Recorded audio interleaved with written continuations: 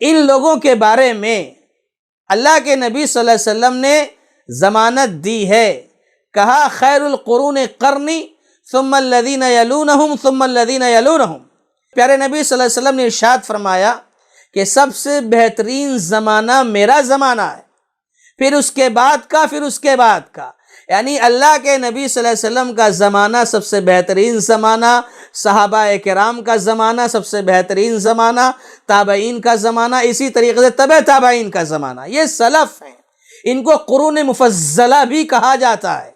صحابی کسے کہتے ہیں؟ صحابی وہ ہیں جنہوں نے نبی صلی اللہ علیہ وسلم کو حالت ایمان میں دیکھا ہو اور حالت ایمان پر ان کی وفات ہوئی ہو۔ تابعین کا مطلب یہ ہے کہ جنہوں نے صحابہ کرام سے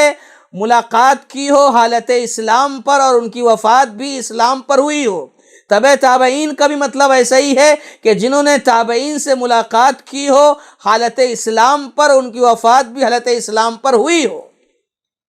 یہ ہیں سلف صالحین، اور یہی وہ لوگ ہیں جن کے بارے میں پیارے نبی صلی اللہ علیہ وسلم نے گارنٹی دی ہے۔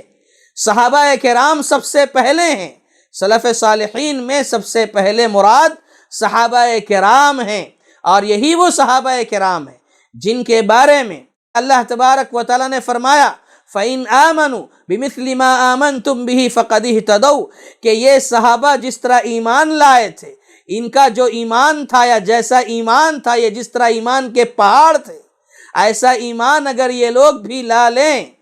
تو یقیناً ہدایت یافتہ ہو جائیں گے، ہدایت پر رہیں گے۔ یعنی کہنے کا مطلب یہ ہے کہ اللہ تبارک و تعالی نے صحابہ کرام کے ایمان کو معیار قرار دیا، صحابہ کرام کے ایمان کو کسوٹی قرار دیا کہ ان کے ایمان کی طرح ایمان ہونا چاہیے۔ اللہ کے نبی صلی اللہ علیہ وسلم نے کہہ دیا میرا زمانہ سب سے بہترین زمانہ، یعنی صحابہ کرام کا زمانہ سب سے بہترین زمانہ۔ تو دوستو اور ساتھیو، خلاصہ کلام یہ نکلا